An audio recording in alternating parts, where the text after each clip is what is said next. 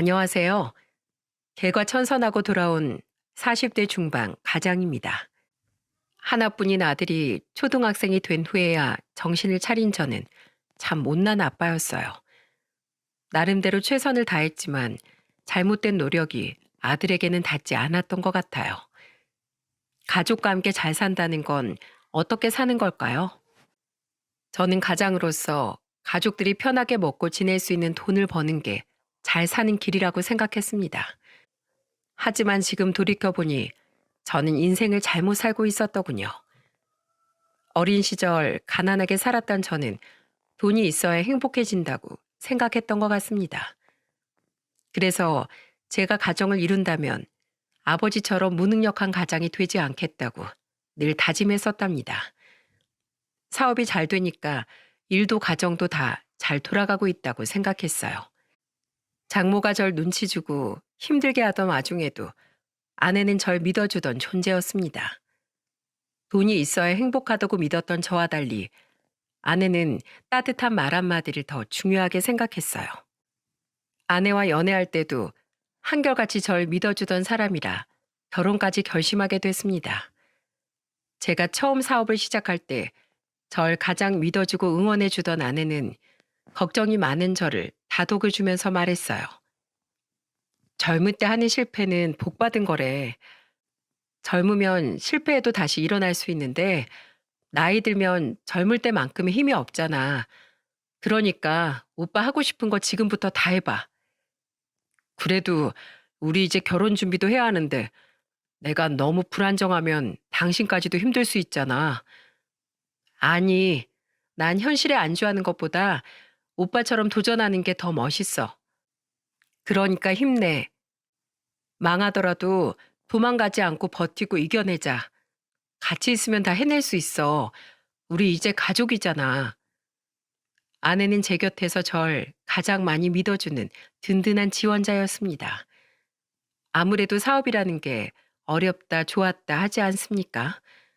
경기 흐름도 많이 타다 보니까 저는 늘 불안했어요. 심지어 아내는 친부가 사업이 망했던 경험도 있어서 더 걱정이 많았을 텐데도 절 지지해 준 겁니다. 어렵게 큰 제가 가난을 싫어하는 것처럼 친부가 사업 실패로 힘들었던 기억이 있는 아내가 절 힘들어할 거라고 믿었어요. 하지만 아내는 저의 어리석은 고민에 현답을 내놓으면서 말하더군요. 난 아버지가 사업 망해서 가족들이 힘들게 했다는 것보다 사업 망했다고 가족들 다 두고 도망갔다는 게 더 원망스러웠어. 힘들 때 사랑하는 가족부터 포기하는 게 사랑은 아니잖아. 힘들어도 같이 이겨내려는 마음이 있어야지. 친부 이야기만 나오면 아내는 목에 핏대를 세우면서 화를 냈어요. 처음엔 그래도 친아버지인데 저렇게까지 싫어할 수 있을까 싶었는데 자세한 내막을 들어보니까 왜 싫어하는지 이해가 가더라고요. 결혼 전 아내한테 듣기로 친아버지는 아내가 고등학교 1학년 때 가족들을 버리고 도망갔다고 했어요. 그때 친부 사업이 어렵다는 건 알고 있었지만 친부가 그렇게 사라질 거라고 생각도 못 했던 겁니다. 그 상황에 장모는 아내가 큰딸이다 보니 많이 의지했던 것 같았어요. 아무래도 아내가 유일한 딸이라 친부에 대한 원망을 아내한테 쏟아냈다고 했습니다. 장모는 친부가 생활비를 제대로 주지 못하기 시작할 때부터 아내한테 하소연을 많이 했다고 했어요. 네 아빠 점점 더 어려워져서 어떡하면 좋니? 아휴, 이번 달은 아예 생활비도 안 주려나 봐. 생활비도? 아빠도 열심히 일하려고 하는 것 같은데 계속 일이 꼬이나 봐. 어떡하지? 아, 열심히 하는 게 뭐가 중요해? 제대로 못했으니까 이 사단이 난 거잖아. 무능력한 남자 만나면 이 엄마 꼴 나는 거야. 넌 절대 네 아빠 같은 사람 만나지 마. 아휴, 속 터져서 정말. 장모는 하나뿐인 딸에게 별소리를 다 하면서 한탄을 했던 겁니다. 요즘 말로 K장녀라고 하죠. 제 아내가 딱 그런 포지션이었어요. 유일한 딸이자 장녀라서 아내가 집안에서 많은 부분을 장모와 같이 떠안고 살 수밖에 없었습니다. 그런데 친부의 사업이 망해가기 시작하니까 아내의 외할머니와 외할아버지께서도 탐탁지 않게 생각했다고 하더군요.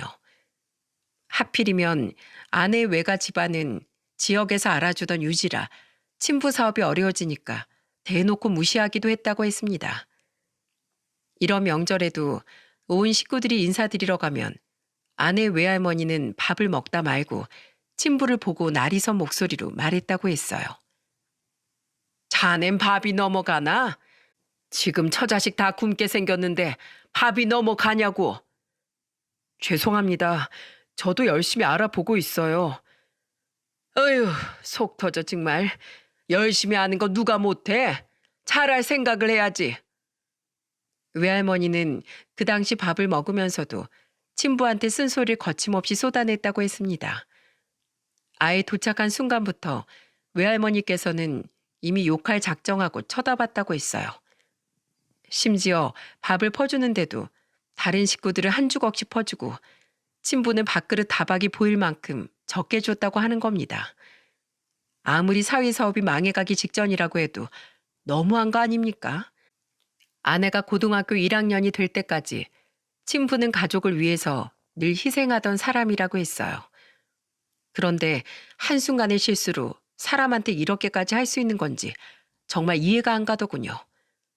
그래서 아내는 제가 실패하더라도 늘 응원해 주겠다고 했습니다. 본인이 생각해도 그 당시에 장모와 외할머니, 외할아버지는 너무했다고 혀를 내두를 정도였거든요. 그 상황에도 아내는 친부에게 힘을 주고 싶어서 힘들어하는 친부를 응원하는 말을 많이 했다고 하더군요. 아빠, 걱정하지 마요. 나 이제 고등학생이잖아. 그리고 다이어트 할 거라서 밥도 많이 안 먹어. 뭐? 우리 딸이 뺄 살이 어디 있다고 다이어트를 해? 다 생각이 있어. 그러니까 난 동생들한테 콩 한 쪽도 양보할게. 못난 아빠 때문에 우리 딸이 철이 일찍 들었네. 그래도 그런 생각하지 마. 아빠가 무슨 일이 있어도 우리 가족만큼은 절대 포기 안 해. 아빠 믿지? 어, 난 누가 뭐라고 해도 아빠 믿어.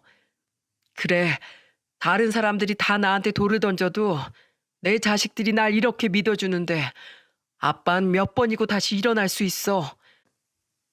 아내는 그 순간 친부를 누구보다 믿었다고 했어요. 사업이 아무리 어렵고 힘들어도 어떻게든 이겨낼 수 있는 분이라고 했죠. 그런데 그런 아버지가 하루아침에 가족들을 다 버리고 도망갔는데 믿을 수 있었겠습니까? 심지어 아내가 첫째 딸이라 친부는 처남들보다도 더 아내를 예뻐했다고 했어요. 그래서 어려운 상황에도 큰딸이었던 아내를 보면서 힘을 내려고 노력하던 분인데 하루아침에 먼지처럼 사라졌으니 아내는 배신감이 클 수밖에 없었습니다. 친부가 집을 나갔던 날 장모는 그 당시 살던 집 거실에서 친부의 물건을 전부 쓰레기 봉투에 담으며 화를 냈다고 했어요. 이런 쓰레기 같은 놈, 내가 그럴 줄 알았어. 이러고도 가장이야? 뭐? 금방 이겨낼 수 있어? 웃기는 소리 하네. 야, 너희들 봤지? 너희들 아빠란 사람이 고작 이런 사람이야. 사업의 집구석까지 말아먹은 주제에 술이랑 여자에 미쳐서 처자식 버린 사람이라고. 알겠어?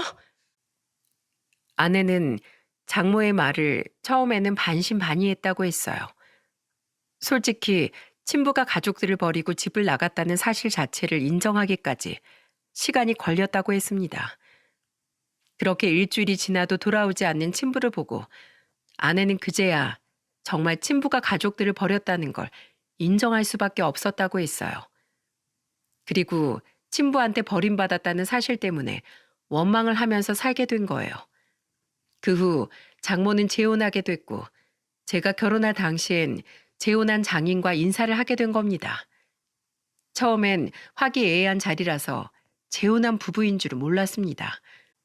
심지어 장인은 대기업 임원 출신이었고 집안도 유복했기 때문에 장모가 재혼 후 어려움 없이 살았다고 했죠.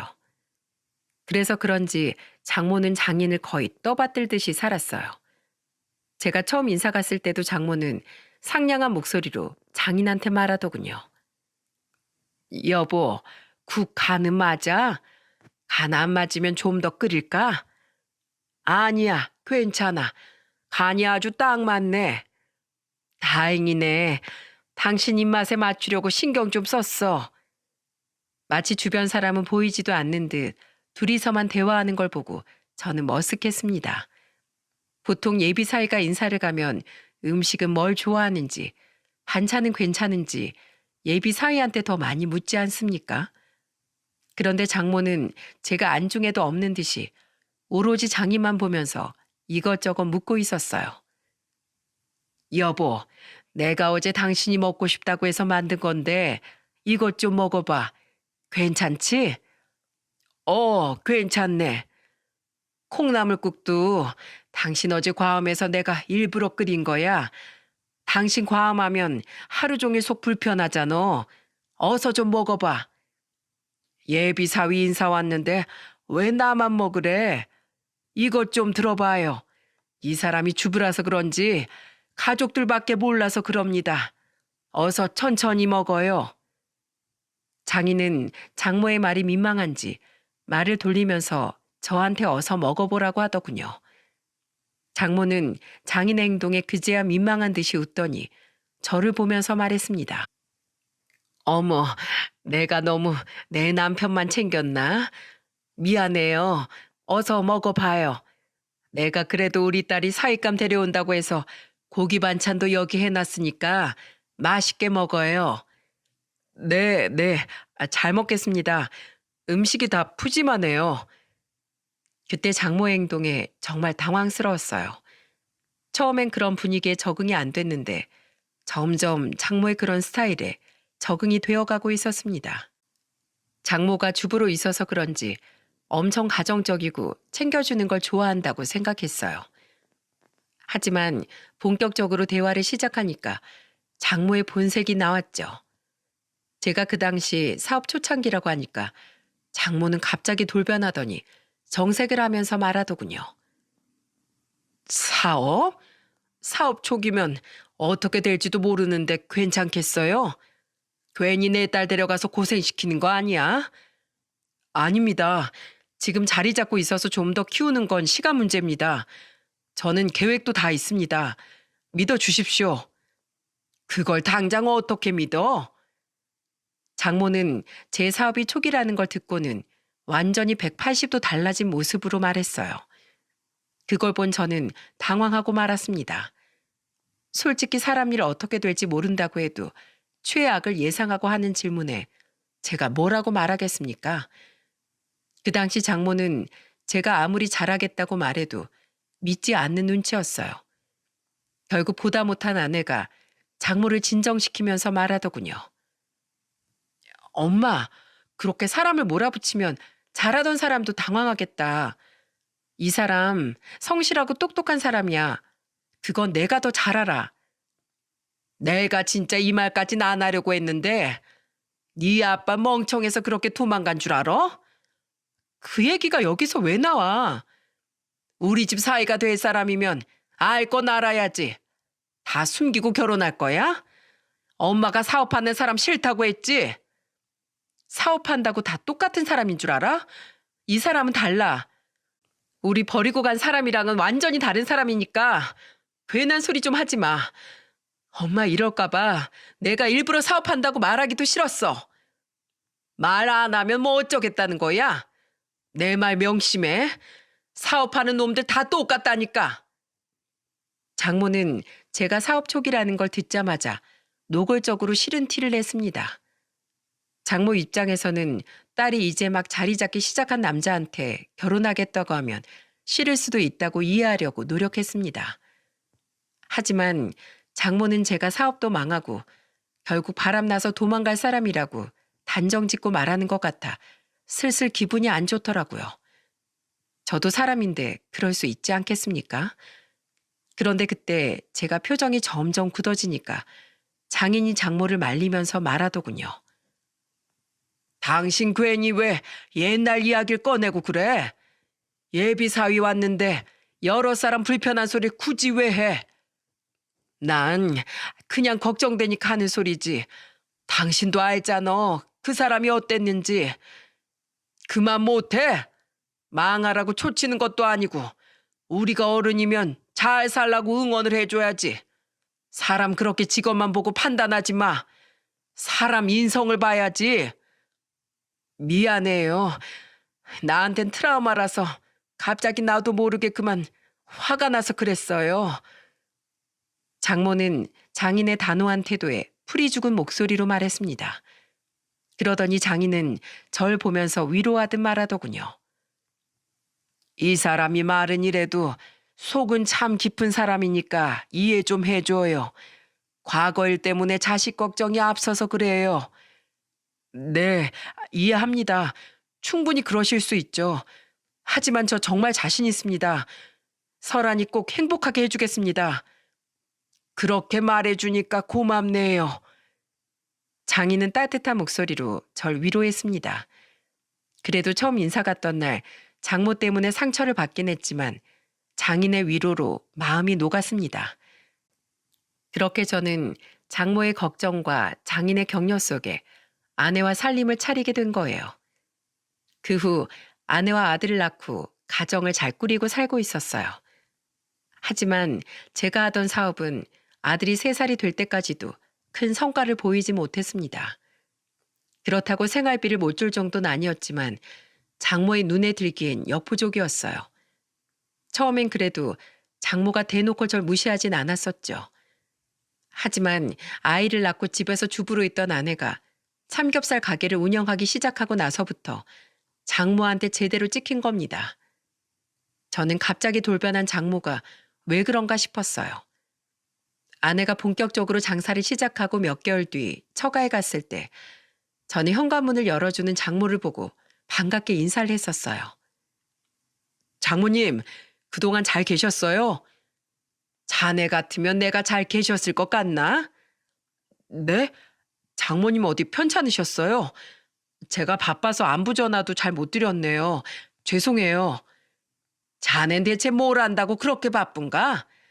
난 우리 설한이가 삼겹살 가게 오픈하고부터 잠도 제대로 못 자. 애 키우면서 얼마나 힘들지 걱정이 돼서 잠도 못 잔다고. 애초에 자네가 돈을 잘 벌었으면 우리 딸이 나가서 식당을 했겠나? 절 보자마자 화를 내는 장모 때문에 저는 어안이 벙벙했어요. 제가 그 당시 잘 버는 건 아니었지만 그래도 부족하지 않게 벌고 있었거든요. 그런데 아내가 아무래도 저 혼자 일을 하는 것보다 자기가 작은 가게라도 운영하겠다고 해서 시작한 거였어요. 그런데 장모는 무작정 아내가 식당을 한다고 하니까 그게 싫으셨던 겁니다. 그때 아내가 저한테 화를 내는 장모를 말리면서 말했어요. 엄마, 왜 알지도 못하면서 화부터 내? 그 식당 내가 먼저 하겠다고 한 거야. 이 사람이 돈을 못 벌어서 하는 게 아니라 이제 서준이도 어린이집 잘 다니고 내가 시간이 많아져서 하는 거라고. 너 괜히 핑계 대는 거지. 여유로우면 그냥 집에서 쉬지. 뭐하러 일을 만들어서 해? 너 바보야? 왜 안 해도 될 고생을 사서 하냐고. 이게 다 못난 남자 만나서 네 팔자 네가 꼬니까 그런 거잖아. 시간 남아서 일하면 바보 소리 듣는 거야? 집에만 있는 것보다 훨씬 낫지. 그리고 못난 사람이라니. 우리 결혼하고 애 낳고 잘 살고 있는 거 안 보여? 장모의 말에 저는 뒤통수를 맞은 것 같았습니다. 제가 그때만 해도 남편으로서 가장으로서 대체 뭐가 그렇게 못하고 있는 건지 이해가 안 갔거든요. 솔직히 장모 기준엔 제가 부족했어도 제 나름대로는 가정을 잘 꾸리고 있다고 생각했습니다. 사업도 대박이 난 건 아니지만 그래도 처자식과 여유롭게 살 만큼은 벌고 있었거든요. 심지어 주말엔 어린 아들과 아내를 데리고 교회로 나들이를 가기도 했습니다. 가족들과 시간을 많이 보내려고 나름대로 노력을 많이 하던 때였어요. 그런데 오랜만에 간 처가에서 장모한테 저런 소리를 들으면 어떤 기분이 들 것 같습니까? 그 당시 저는 제 노력을 알아주진 못해도 무시하진 않기만을 바랄 정도였어요. 이미 장모 성에 차는 사이가 아니었기에 처가로 가는 발걸음이 가볍진 않았거든요. 그래도 장인은 그런 장모를 막아주던 사람이었습니다. 현관이 소란스러우니까 장인이 마중 나왔다가 장모의 말에 호통을 치면서 말하셨어요. 당신 그만 좀 해. 왜 잘 사는 애들 흔들고 그래? 오랜만에 왔으면 좋은 소리 좀 해, 좀. 내가 얼마나 속상하면 그러겠어요? 쓸데없는 걱정은 혼자서 속으로 해. 어서 들어오게. 장인은 장모를 말리고 저와 아내를 보면서 어서 들어오라고 손짓했습니다. 다들 어떻게 보실지 모르겠지만 장모는 늘 저한테 이런 식이었죠. 현관에서 이 정도로 박대하는데 집안에선 어땠을지 상상이 되십니까? 아마 무엇을 상상해도 제가 겪었던 것만큼 심하지는 않을 겁니다. 이렇게 한 차례 소란을 겪고 집 안으로 들어가면 그때부터는 거의 2차 전쟁이었습니다. 그날도 한바탕 하고 들어가서 그런지 장모는 집 안에 오자마자 혼잣말을 엄청 크게 하셨어요. 아휴, 속 터져서 원. 내놓으라 하는 집안 자식들 다 걷어차고 어디서 듣도 보도 못한 사업하는 놈한테 시집가더니 삼겹살 가게가 뭐야. 하여튼 저것도 헛똑똑이야, 헛똑똑이. 내 꼴 난 거 보고도 사업하는 놈이랑 결혼한다고 했을 때부터 내가 이해가 안 갔어. 거실 소파에 앉으면서 이런 혼잣말까지 하시는데 제가 안 들으려고 해도 안 들을 수가 없더라고요. 솔직히 이런 말은 딸이 아니라 저 들으라고 하는 말 아닌가요? 이런 밑도 끝도 없는 말에 저는 슬슬 화가 나기 시작했습니다. 제가 성인 군자도 아니고 사람인데 당연히 화가 날 만한 상황이었죠. 그런데 듣다 못한 아내가 또다시 장모한테 한숨을 쉬면서 화를 냈어요. 엄마, 그만 좀 해. 대체 언제까지 그럴 거야? 너도 아들 말고 딸 낳아서 키워봐. 그래야 내 심정을 알지. 딸년 금이야 오기야 키워두면 뭐해. 엄한 놈한테 시집가서 생고생을 하면서 사는데. 내가 언제 고생한다고 했어. 엄마 혼자서 내가 고생할 거라고 짐작하는 거잖아. 우리 아들도 같이 왔는데 꼭 그런 말을 해야겠어? 애 앞에서 제발 말 좀 조심해달라고 내가 부탁했었잖아. 그리고 줄을 서긴 누가 줄을 서? 나랑 결혼하겠다고 줄 선 놈들 한 명도 없었네요. 그래, 네 엄마 속이 터지든 말든 네 새끼 뭘 듣고 배우는지 단속이나 해라.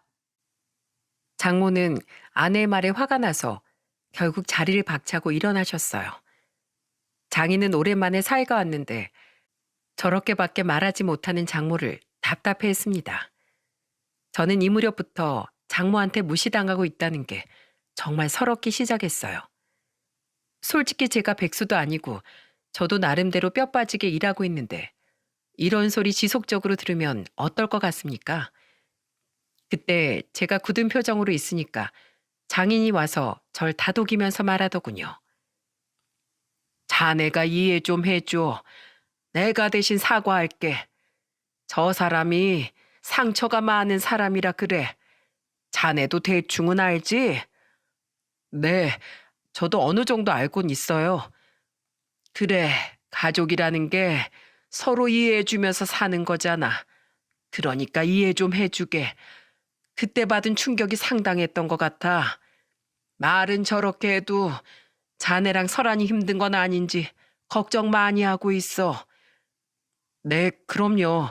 저도 장모님 마음은 다 이해해요. 근데 저도 노력하고 있는데 계속 저러시니까 여러모로 서운한 감정이 올라오네요. 자네 마음 내가 알아. 나도 장인 장모가 있으니까 자네 심정 다 알지. 난 그래도 자네 응원하고 있으니까 너무 기죽지 말게. 내가 자네 항상 응원하고 있는 거 알지? 그럼요. 제가 더 분발해서 좋은 모습 보여드릴게요. 지금도 잘 살고 있는데 뭘. 지금처럼 그렇게 서로 위해주면서 살면 그게 잘 사는 거야. 장인어른의 위로마저 없었다면 저는 처가 근처도 안 갔을 것 같아요. 장모가 아무리 모질게 말해도 저는 장인의 위로 한 줄기 희망을 품고 살았죠. 이런 상황을 여러 번 겪다 보니까 저도 도끼를 품고 살게 된 것 같습니다. 저만 보면 돈동거리는 장모 때문에 전 정말 보란 듯이 성공하고 싶었어요. 그래서 어느 순간부터 사업을 확장하는 일에만 몰두하기 시작한 겁니다. 정말 그때는 사업을 번창하는 일 말곤 전부 다 관심 밖이었어요. 그렇게 또 시간이 흐르고 아들이 7살쯤 됐을 때 사업이 번창하기 시작했습니다. 아내가 하던 가게도 아무런 문제 없이 잘 되고 있었고 그야말로 저는 돈으로 부족할 게 없었어요. 하지만 사업이 번창할수록 저는 시간이 부족해져만 갔습니다. 거래처가 많아지니까 몸이 2개라도 부족할 지경이었죠. 그래서 한 번은 아들한테 씻을 수 없는 상처를 남기고 말았죠. 유치원에서 아들이 발표회를 하던 날이었는데 제가 그만 날짜를 깜빡했던 겁니다. 아침에 출근 준비를 하고 있는데 아들이 잔뜩 기대하는 얼굴로 저를 보고 말했어요. 아빠, 오늘 서준이랑 유치원 가는 거 기억하죠? 어? 아빠는 회사 가야지. 아빠 오늘 중요한 일 때문에 바빠요. 오늘 같이 간다고 했었잖아요. 오늘은 꼭 온다면서 왜 또 까먹은 거예요? 아빠는 서준이가 싫어요? 저는 그때 울면서 왜 유치원에 안 오냐고 떼를 쓰는 아들 반응에 당황했습니다. 그때 아내가 아들이 우니까 놀라서 안방으로 달려왔었어요. 아내를 보자마자 서러움이 폭발한 아들이 더 펑펑 울기 시작하더군요. 그러자 아내는 아들을 품에 안고 등을 두드려주면서 절 보고 화가 난 목소리로 말했습니다. 당신 오늘 서준이 유치원에서 발표회 하는 거 잊었어? 오늘 당신 유치원에 온다고 애가 얼마나 연습했는데. 뭐? 그게 오늘이야? 거실에 있는 달력에 내가 표시해 놨잖아. 아무리 바빠도 그렇지. 하나 있는 아들이랑 한 약속도 잊을 만큼 바쁜 게 말이 되냐고. 대체 왜 그래? 당신한테 가족이 뭔데? 아낸 저를 보면서 원망 섞인 목소리로 말하더군요. 정말 그 순간 전 너무 미안해서 고개를 들 수가 없었습니다. 대체 어디서부터 잘못된 건지 모르겠지만 그때 저는 가족은 이순이었어요. 사업이 점점 잘 되면서 완전히 일에만 몰두된 상태였거든요. 하지만 그때는 일을 성공적으로 이끌어서 장모한테 보여주고 싶었습니다. 이런 생각이 드니까 전 제 나름대로 억울한 생각이 들어서 아내한테 버럭 화를 냈어요. 내가 왜 이렇게 미친 듯이 일만 하는 줄 알아? 장모님 때문이잖아. 맨날 능력 없는 사이라고 무시하니까 내 능력 보여주려고 이러는 거라고. 당신 그렇게 사는 게 이젠 우리 엄마 탓이라고? 당신이 변한 게 왜 우리 엄마 탓인데? 난 그런 거 바란 적 없었어. 가족들 잘 챙기고 가정적인 당신이 좋았는데 당신 변한 거 알기는 해? 가정적인 거? 말이 좋아서 그렇지. 결국 돈을 잘 벌어와야 가족들이 행복하게 사는 거야. 가난이 대문으로 오면 사랑도 창문으로 도망간다더라. 차라리 내가 돈 벌 테니까 당신 집에서 애나 보고 집안일이나 하던지 해. 괜히 나한테 집안일 떠넘기지 말고. 뭐? 지금 그게 무슨 말이야? 당신 진짜 갈 때까지 갔구나. 그래, 오늘 중요한 미팅 있는데 왜 아침부터 사람을 잡고 그래? 알아서 좀 해. 저는 결국 아들이 보는 앞에서 아내와 한바탕 하고 나오고 말았어요. 정말 아들 앞에선 언성을 높이고 싸우고 싶지 않았는데 제 자신이 한심했습니다. 제가 아무리 없이 컸어도 저희 부모님은 자식들 앞에서 단 한 번도 싸운 적이 없으셨어요. 돈은 없지만 화목한 가정에서 잘 컸다고 자부했는데 저는 어느새부터 부모님들만큼도 못 살고 있던 겁니다. 하지만 그때는 장모의 달라진 태도에 제가 잘못 살고 있다는 것도 느끼지 못했어요. 제가 사업이 번창하기 시작하니까 처가에 가면 장모는 상다리가 휘어질 정도로 절 대접해 줬거든요. 심지어 제가 용돈을 좀 넉넉하게 드린 적이 있었는데 장모는 한약까지 지어서 절 기다리고 맞이해 주는 겁니다. 그러면서 예전과는 완전히 다른 목소리로 절 보며 말했어요. 우리 사위가 요새 일한다고 얼굴이 까칠해진 것 같길래 유명한 한의원에서 줄까지 서서 지어온 거야. 이거 한 방울도 남기지 말고 쭉 마셔. 쭉. 네? 전 괜찮아요. 장인어른 드리세요. 이런 건 한창 일하는 사람이 먹는 거지. 저 사람이 뭘 안다고 이런 걸 마셔? 얼른 쭉 마셔. 쭉. 그렇지. 제 사업이 번창하기 시작하니까 달라진 장모 태도가 느껴지십니까? 예전엔 제가 오면 현관부터 날이서 목소리로 말하던 장모가 이제는 제 안색이 괜찮은지 살피고 있는 겁니다. 그래서 전 이제야 제가 잘 살게 됐다고 믿어버린 거예요. 드디어 돈을 잘 벌게 됐으니까 이제는 성공한 인생을 잘 살고 있는 거라고 믿었죠. 하지만 그런 생각이 들수록 사업이 잘못될까봐 저는 늘 일에만 매달려 살았어요. 거의 일에 끌려다닌 겁니다. 그 결과 아들과는 멀어지고 아내와는 대화가 안 통하기 시작했어요. 한 번은 거실에서 아들과 아내가 있었고 제가 야근을 끝내고 집에 들어오던 길이었죠. 몸이 천근만근이라서 얼른 씻고 자고 싶었는데 아들이 저한테 달려오면서 말하더군요. 아빠, 오늘 엄마가 저 책가방 사주셨어요. 그래. 좋은 거 샀네. 이것 좀 봐주세요. 멋있죠? 그래. 잘 샀어. 가서 엄마한테 가방끈 잘 매달라고 해. 아빠가 해주세요. 아빠. 엄마한테 가서 해달라고 말하라니까. 아빠 피곤한 거 안 보여? 누가 떼쓰라고 가르친 거야? 저는 얼른 씻고 자려는데 저한테 매달리면서 떼쓰는 아들이 솔직히 귀찮았습니다. 저도 모르게 피곤해서 아이한테 소리를 질렀고 겁을 먹은 아들은 눈물이 맺혀 있더라고요. 아내는 이제 이런 상황이 익숙하다는 듯 힘없이 오더니 저를 보며 말했어요. 당신 아들 초등학교 입학하는 건 알지? 내가 그것도 모를까 봐 그래? 그런 건 당신이 좀 챙겨. 누가 안 챙긴대? 난 잘하고 있으니까 당신이나 잘해. 아니다. 난 이제 당신한테 바라는 게 없어. 그러니까 그냥 당신 하고 싶은 대로 해. 내가 백날 떠들어봐야 당신 내 말 안 들을 거잖아. 지금 비꼬는 거야? 내가 못한 게 뭔데? 사업 말아먹고 집 나간 것도 아닌데 왜 맨날 말을 그렇게 하는데? 왜 자꾸 날 나쁜 사람으로 만드냐고. 뭐? 당신 지금 그걸 말이라고 하는 거야?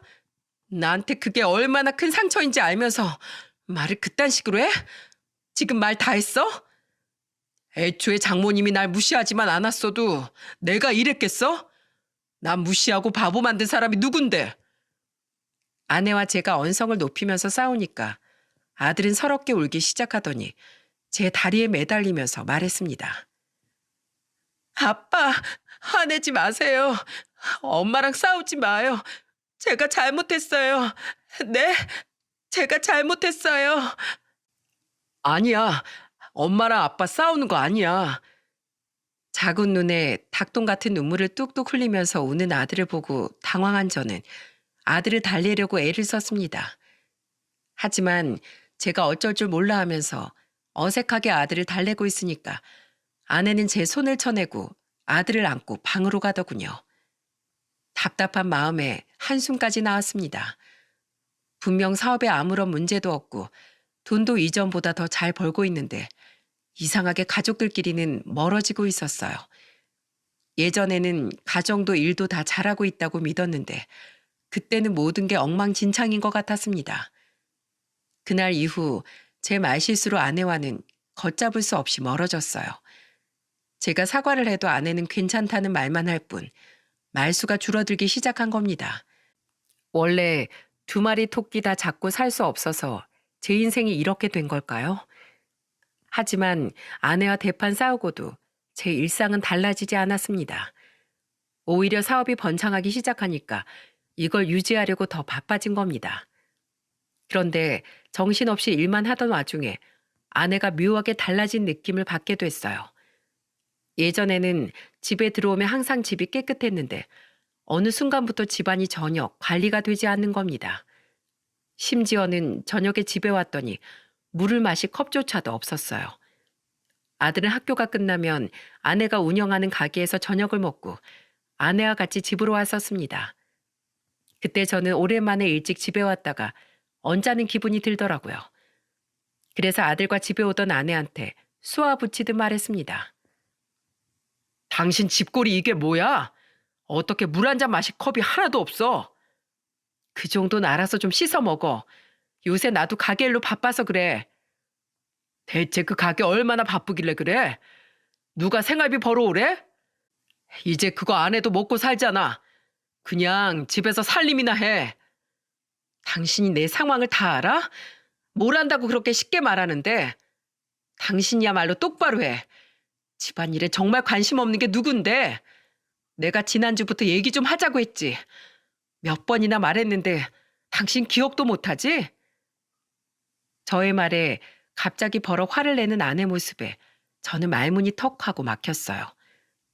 아내와 자잘한 다툼이 있었지만 그 정도로 화내는 모습은 처음이었거든요. 생각해보니까 아내가 저한테 요 근래 계속 대화 좀 하자고 했던 기억이 떠올랐죠. 하지만 제가 계속 미루고 미루는 바람에 결국 아내 이야기를 듣지 못했어요. 저는 그때 화를 내는 아내한테 미안한 목소리로 말했습니다. 내가 요새 좀 바빠서 그랬어. 할 얘기가 뭔데? 오늘 나 일찍 왔으니까 말해봐. 아니, 됐어. 말도 다 때가 있는 거야. 나랑 서준이한테 관심도 없으면서 관심 있는 척하지 말고 그 잘난 사업이나 해. 아내는 제 말에 더 냉랭한 목소리로 소리치고 들어가 버렸습니다. 처음 보는 모습에 당황스럽더군요. 그 후 아내의 태도는 정말 더없이 냉랭해졌습니다. 그런데 정말 이상했던 건 어느 날 새벽 6시에 집을 나가는 아내를 보고 나서부터였어요. 새벽에 목이 말라서 일찍 깼는데 아내가 조용히 문을 열고 나가는 걸 본 겁니다. 그 시간에 가게 문을 열 것도 아니고 저는 대체 아내가 어딜 가나 싶었어요. 그래서 아내가 돌아오길 기다리다가 1시간 뒤 돌아온 아내와 딱 마주쳤습니다. 아내는 제가 거실에서 기다리고 있는 걸 보고 당황한 표정으로 물었어요. 당신 여기서 뭐해? 당신이야말로 어디 갔다 오는 거야? 새벽에 당신이 볼 일이 뭐가 있어? 가게에서 쓸 식자재 새벽 배송으로 신청한 게 있어서 그래. 그거 냉장고에 넣어놓고 오는 거야. 당신 출근해야지. 얼른 준비해. 늦겠다. 아내는 제 말에 당황한 표정으로 횡설수설하면서 말을 돌리는 것 같았습니다. 그때부터 아내가 저는 의심스럽기 시작했어요. 그래서 한동안 지켜보니까 아내가 계속 새벽에 나가는 겁니다. 그런데 정말 이상했던 게 뭔 줄 아십니까? 가게에 배송 온 것만 냉장고에 넣는다면서 씻고 나간다는 거였어요. 바로 장사하는 것도 아닌데 머리까지 감고 드라이까지 하고 가는 게 말이 됩니까? 심지어 새벽 배송은 팔고 남는 것도 없을 텐데 왜 저렇게까지 하나 싶었던 겁니다. 이런 의심이 드니까 저는 아내의 뒤를 밟아보기로 했어요. 어떤 날은 운동을 하러 간다면서 운동복이 아닌 차림으로 나가기도 했거든요. 이런 생각이 드니까 저는 아내 뒤를 밟았던 겁니다. 발소리를 죽여가면서 새벽에 나가는 아내를 뒤따라가기 시작했어요. 그렇게 아내를 따라가자 살고 있던 아파트 근처에 있는 한 단독주택으로 들어가는 아내가 보였습니다. 누가 봐도 가정집처럼 보이는 주택을 들어가는 아내를 보니까 전 한 대 얻어맞은 기분이었어요. 그동안 아내가 저한테 할 말이 있다는 게 이혼을 말하려는 건가 싶었죠. 사람이 참 간사한 게 아내와 이혼할지도 모른다는 생각이 드니까 옛 기억이 나면서 전 눈물이 날 것 같았습니다. 하지만 그것도 잠시 아내가 바람피고 있다는 사실에 분노가 치솟더군요. 제가 가정에 좀 소홀하긴 했어도 남편으로서 돈을 못 번 적은 없었거든요. 제 방식대로 가정에 헌신하던 저의 노력이 물거품 된 기분에 전 화가 났습니다. 그리고 정말 다 뒤엎어버릴 작정으로 아내가 들어간 주택으로 쳐들어갔어요. 허술한 대문과 마침 열려있던 현관문 덕분에 저는 현장을 급습할 수 있었죠. 들어서자마자 저는 소리쳤어요. 이것들이 누굴 바보로 알아? 감히 나 몰래 두 집 살림을 해? 그런데 저는 현장을 급습하자마자 거실을 보고 크게 당황했습니다. 아내가 거실에 힘없이 누워있는 늙은 노인의 얼굴을 물수건으로 닦아주고 있는 모습이었어요. 저는 그걸 보자마자 놀란 목소리로 아내한테 소리쳤습니다. 당신 뭐야? 여기서 뭐해? 저 할아버지 뭐야? 여보. 아내는 절 보자마자 당황하더니 울기 시작했습니다. 그러자 누워있던 의문의 노인은 저를 보면서 힘겹게 말했어요. 내가 다 설명할게요. 우리 딸은 잘못이 없어요. 네? 딸이요? 내가 우리 설안이 친부되는 사람입니다. 죽기 전에 내 새끼들이 보고 싶어서 염치불구하고 왔어요. 저는 노인의 입에서 나오는 말들을 믿을 수가 없었어요. 노인이 울면서 말하다 기침을 하니까 아내는 다급한 목소리로 노인의 손을 잡고 말했습니다. 아빠, 제가 말할게요. 제발 진정하세요. 너무 자연스럽게 아빠라고 말하는 아내를 보니까 저는 모든 게 혼란스러웠어요. 집안 말아먹고 바람까지 나서 집 나간 사람을 아빠라고 부른다는 게 이상했어요. 그리고 이어지는 아내의 말에 충격을 금치 못했습니다. 내가 다 말할게. 우리 아버지야. 아버지? 당신 아버지라면 일을 갈던 사람이 지금 그런 말이 나와? 다 오해였어. 우리 아버지 사업 망했던 거 맞는데 바람나서 나간 사람 아니야.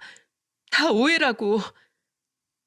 알고 보니까 아내의 친부는 바람이 나서 집을 나갔던 게 아니었어요. 오히려 바람이 난 건 장모였던 겁니다. 장인은 그 당시 사업이 망한 충격과 장모가 바람난 충격을 이기지 못해 집을 나갔던 거였습니다. 그런데 장모는 자신의 외도를 숨기려고 충격으로 집을 나갔던 장인한테 덮어 씌웠던 겁니다. 사위였던 저도 이렇게 충격적인데 아내는 어땠겠습니까? 그래서 저는 울고 있던 아내한테 침착하게 말했어요. 근데 지금 어디가 어떻게 아프시길래 이렇게 계신 거야? 우리 아빠 시한부야. 얼마 안 남았어. 산에서 살다가 얼마 안 남은 거 알고 자식들 보러 오신 거야. 나도 이렇게 당황스러운데 동생들한테 어떻게 말해야 될지 모르겠어. 그래서 당신이랑 상의하려고 했는데 당신이 내 얘기 들어준 적 있어? 저는 그때서야 아내가 저한테 하려던 말이 뭐였는지 알게 된 겁니다. 아내한테 너무 미안해 고개를 들 수가 없더라고요. 결국 그날 저는 회사도 직원들한테 맡겨놓고 아내와 장인 곁을 지켰습니다. 그리고 처남들에게 주소를 보내고 오라고 했죠. 그날 저녁 장인은 처남들까지 모두 한자리에서 보게 됐어요. 아내의 친부는 처남들을 보자마자 울면서 말했습니다. 얘들아, 아빠다. 아빠야. 당신이 왜 여기 있어? 왜 이제 나타나? 오해야. 이 아빠 말 좀 들어줘. 아니, 듣기 싫으니까 사라져요. 이제 와서 무슨 얘기를 해? 처남들은 대화를 거절하면서 화를 내더군요. 저는 격하게 화를 내는 막내 처남을 붙들고 말했습니다. 처남, 내 말 들어. 직접 대화를 해봐. 용기 내서 오신 거잖아. 얘기를 해봐야지. 결국 저의 간절한 부탁에 친부와 아내, 처남들의 대화가 시작됐습니다. 눈물 없이 볼 수 없는 장면에 저는 가슴이 뭉클했어요. 그동안 아내의 친부는 산속에서 홀로 지냈던 것 같습니다. 혹시 여러분들 나는 자연인이다 프로그램 아십니까? 거기 나오는 사람들처럼 모든 걸 피해서 혼자 살았던 겁니다. 그만큼 사업 실패와 믿었던 아내의 외도는 충격적이었던 것 같았어요. 처남들은 모든 걸 알고 목 놓아 울면서 말했습니다. 일찍 오셨어야죠. 왜 이제 나타난 건데요? 그동안 아빠를 얼마나 원망했는데요. 미안하다. 그래도 나 때문에 너희가 가난했잖아. 널 힘들게 만든 건 나니까 나타날 수가 없었어. 난 절대 엄마 용서 못해요. 우리 가난하게 만든 건 이해해도 아빠 이 지경까지 만든 건 엄마라고요. 처남들과 아내는 모든 사실을 알게 되자마자 장모한테 배신감을 느낄 수밖에 없었어요. 그날 저녁 저는 장모를 데리러 처가댁으로 갔습니다. 장모는 저랑 쇼핑이라도 가는 줄 알고 신나서 제 차에 타더군요. 우리 사위 또 매출이 올랐어? 안 그래도 나도 옷 좀 사려고 했는데 뭘 좀 사나? 네, 꼭 보셔야 될 게 있으니까 같이 가시죠. 콧노래까지 부르고 제 차에 탄 장모를 데리고 전 주택을 찾아갔습니다. 그리고 장모가 오자마자 모든 가족들은 당황한 표정이었죠. 장모는 겨우 앉아있는 장인을 보자마자 사색이 된 얼굴로 말했습니다. 당신 여길 어떻게... 네가 감히 내 새끼들한테 날 파렴치한 놈으로 만들어놔? 결국 가족들 버리고 간 건 당신이잖아. 날 이렇게 만든 건 너야. 네가 바람나서 가족 버린 건 생각 안 해? 그러면서 날 바람핀 놈을 만들어? 아내 친부는 화를 내다 가슴을 부여잡고 아픈 소리를 냈습니다. 그러자 처남들은 친부를 업고 병원으로 갔어요. 아내와 장모만 남은 자리에서 아내는 소리쳤습니다. 난 엄마 절대 용서 못해. 잘 사는 아빠 만들어줬으면 되는 거 아니냐고? 나 그런 거 필요 없어. 우리 아빠만 있으면 됐다고. 엄마가 이렇게 만든 거야. 다 우릴 위한 거였어. 처자식 먹여 살릴 능력도 없는데 어떻게 살아? 아니, 다 살 수 있어. 돈은 있다가도 없고 없다가도 있는 거니까. 엄마가 버린 거야. 엄마가 해명할게. 어? 아니, 입만 열면 거짓말하는 엄마 말 필요 없어. 이젠 안 믿어. 그러니까 당장 나가. 결국 아내는 장모를 주택집에서 쫓아버렸어요. 그 후 어떻게 됐는 줄 아십니까? 알고 보니까 장모는 이혼했다는 거짓말로 재혼했던 거였어요. 그동안 속고 살았다는 배신감에 장모는 그 나이에 이혼까지 당했답니다. 믿을 수 없는 상황은 더 있었습니다. 결국 이혼까지 당한 장모는 처남한테까지 매달리기 시작했죠.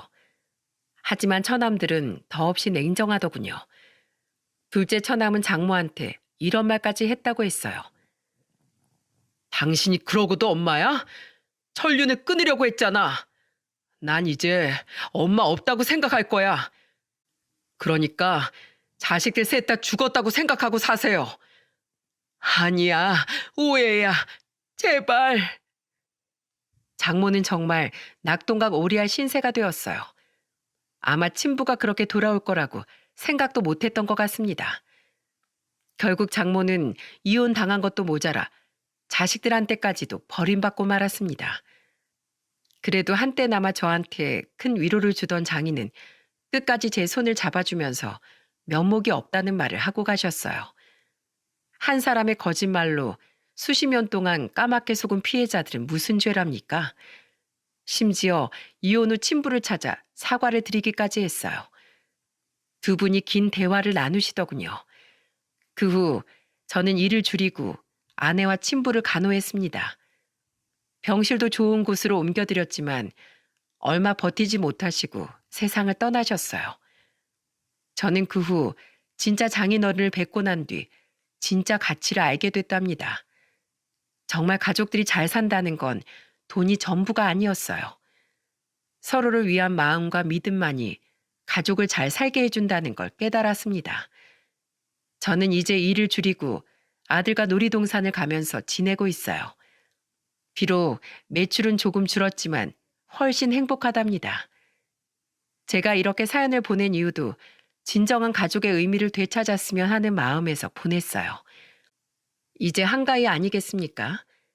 가족들과 지내다 보면 여러 안부를 묻게 될 텐데 서로 좋은 대화를 나누셨으면 좋겠어요. 가족 좋은 게 뭐겠어요? 지금은 아내와 한 차례 위기를 이겨내고 서로 대화를 더 자주 하며 지내고 있답니다. 잠에 들기 전 꼭 하루 있던 일을 대화로 나누고 잔답니다. 같이 산다고 해서 다 아는 것도 아니었어요.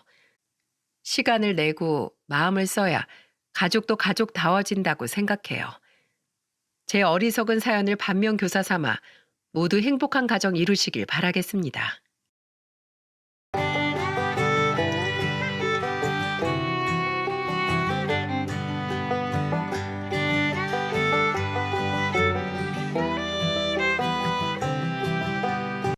안녕하세요.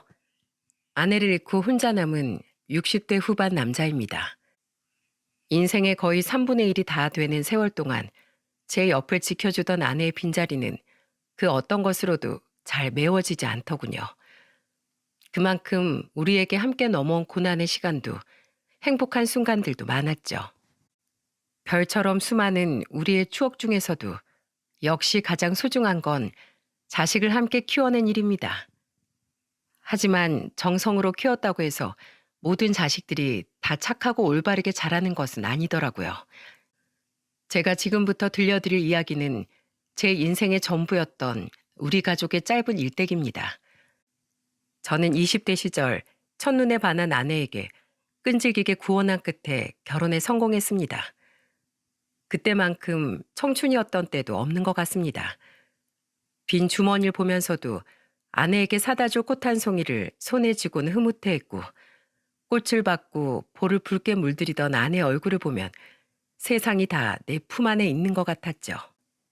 10대 후반에 양친을 잃었다는 아내에겐 오빠가 한 명 있었습니다.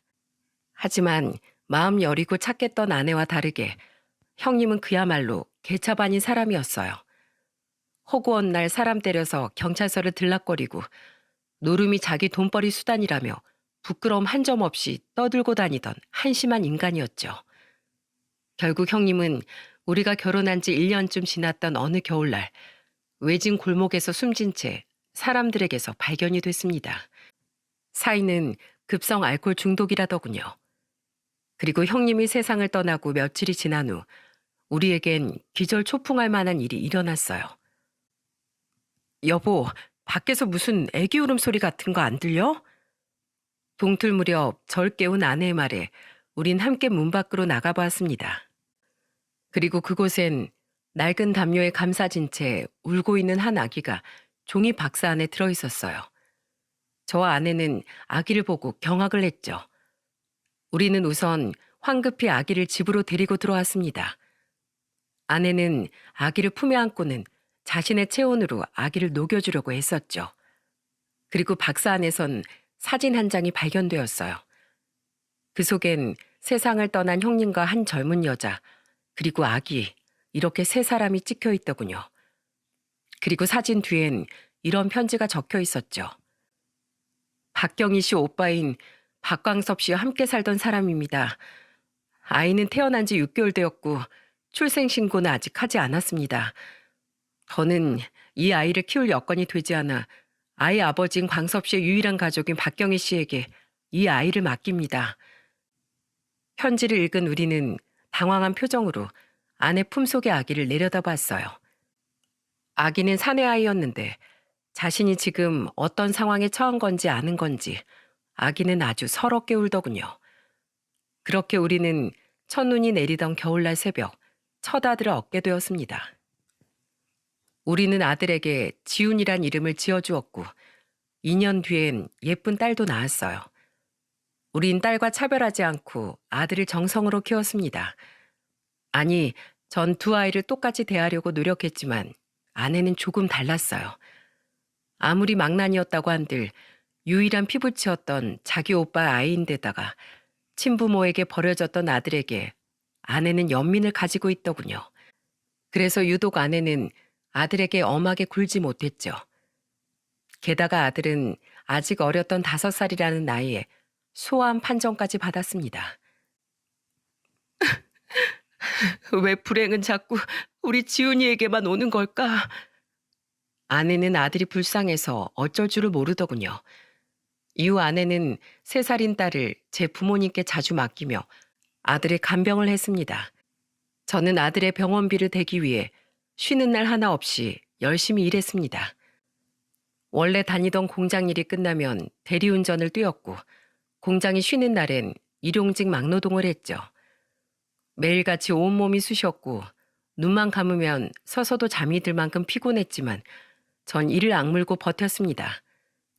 어린 나이에 암과 싸우고 있는 가여운 아들과 그런 아들 곁에서 한시도 떨어지지 않고 눈물로 간병하는 아내, 그리고 불가피한 상황 때문에 부모와 떨어져 지내야 했던 딸을 떠올리면 제가 도저히 가만히 있을 수가 없었거든요. 다행히 아들은 2년여의 투병 후 학교에 입학하기 전엔 서서히 건강을 회복할 수 있었습니다. 하지만 아내의 아들에 대한 애착과 연민은 더욱 깊어진 뒤였고, 아내는 아들이 잘못된 행동을 해도 화 한 번 내지 못하는 약한 엄마가 되어 있었죠. 오히려 딸에겐 여느 부모처럼 잘잘못을 정확히 일깨워주고 엄할 땐 또 엄한 좋은 부모였는데 말입니다. 전 이대로 가만두면 애를 망치겠다 싶어 아들을 엄하게 교육하기 시작했습니다. 다행히 아들은 조금 이기적인 면이 있긴 했지만 바르고 착하게 자라주었어요. 그렇게 시간이 흘러 저희 부모님은 돌아가셨고 두 아이는 모두 대학에 갔죠. 아들이 막 성인이 되었던 해에 전 그동안 모아뒀던 돈으로 작은 사업을 시작했고 다행히 사업은 제법 성공을 했어요. 덕분에 전 두 아이가 졸업할 때까지 학비를 모두 대줄 수 있었고 서울과 교통이 용이한 위치의 경기도 부근에 전원주택도 하나 지어 이사를 하게 되었습니다. 이후 약 10년간은 우리 가족에게 다시 없을 평온한 시간들이었어요. 대학을 졸업한 아들은 공기업에 취업을 했고 간호대를 나왔던 딸은 경기도의 한 병원에 일자리를 구했죠. 제 사업은 안정적으로 자리를 잡아 경제적으로도 넉넉했고 아내와 전 아픈 곳 없이 건강했으니 더는 바랄 것이 없었습니다. 저는 결혼해서 자기 가정까지 꾸리게 된 두 아이에게 적당한 집도 한 채씩 해줄 수 있었죠. 그렇게 두 아이를 모두 출가시킨 후 전 이제야 아내와 여유로운 여생을 보낼 수 있겠다 싶었습니다. 하지만 아들이 30대 초반이 된 무렵부터 우리 가족에겐 검은 그림자가 드리우기 시작했습니다. 아버지, 저 요식업 장사를 한번 해보고 싶어요. 어느 날 아들은 회사를 그만뒀다며 제게 찾아와 대뜸 창업 자금을 도와달라더군요. 회사에서 무슨 일 있었어? 아니, 왜 갑자기 잘 다니던 회사를 그만둬? 회사 과장이 공공연하게 거래처들한테 뒷돈 받고 다니는 거 보고 제가 상부에 보고했는데 알고 보니까 윗대가리들도 다 한통속이더라고요. 그 사람들은 오히려 절 자르더군요. 그렇게 정의의 사도가 되고 싶으면 나가서 너 혼자 잘해보라면서 말이에요. 저 그 사람들한테 보여주고 싶어요. 정직하게 살아도 반드시 성공할 수 있다는 걸요. 아들의 말을 들어보니 사정이 참 딱하긴 하더군요. 게다가 다른 일도 아니고 그릇된 일을 바로잡으려다 그렇게 되었다니 그 버릇없던 녀석이 언제 이렇게 잘 자랐는지 내심 흐뭇하기도 했습니다. 그래서 전 아들의 계획을 먼저 듣고 창업 자금을 지원해 주었습니다. 하지만 세상사가 어디 그리 호락호락한가요? 아들은 1년도 채 되지 않아 결국 가게 문을 닫고 말았어요. 아들의 부탁에 저는 아들의 두 번째 사업 또한 도와주었지만 아들은 그땐 아예 몇 달도 버티지 못하고 사업을 전부 다 말아먹었죠. 아들은 날이 갈수록 위축되어 갔습니다. 우리에게 말은 하지 않았지만 아들은 며느리와 부부싸움도 자주 하는 것 같더군요. 어느 날은 아들이 술에 취한 채 저희 집으로 대뜸 오더니 제게 이러는 겁니다. 아버지가 그랬잖아요. 항상 바르게 사는 게 올바른 일이라고요. 근데 이게 뭐예요? 절 자른 그놈들은 아직까지 떵떵거리면서 잘 살고 있어요. 반면 전 2번이나 쫄딱 망했잖아요. 이게 다 아버지가 잘못 가르쳐 주신 탓이에요. 그냥 예전처럼 이기적이고 못되게 살았으면 저도 그깟 비리 정도 남 일이라고 여기고 무시했을 거라고요. 내 인생 책임져요. 아내는 화가 난 저를 막으며 아들을 방으로 들여보냈고 그날 아들은 방에서 한참을 서럽게 울다가 잠이 들더군요. 이후 아들은 달라지기 시작했습니다. 아들은 점점 눈에 도끼가 생기기 시작하더니 이제 제게 뻔뻔하게 돈 요구를 하더군요. 또 사업을 하겠다고? 이놈아, 너 정말 정신 안 차려? 2번 망해봤으면 이제 포기할 줄도 알아야지. 이번엔 달라요. 저도 이제 접대도 하고 치사한 짓도 하면서 수당 방법 가리지 않고 살아남을 거예요. 그리고 제가 이렇게 된 데는 아버지 책임도 있잖아요. 근데 어떻게 절 모른 척 하실 수가 있어요?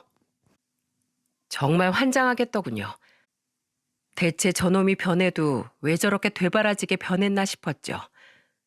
저는 이번엔 절대 안 된다며 아들을 내쫓았지만 결국 아들은 본인이 원하는 바를 이루고 말았습니다.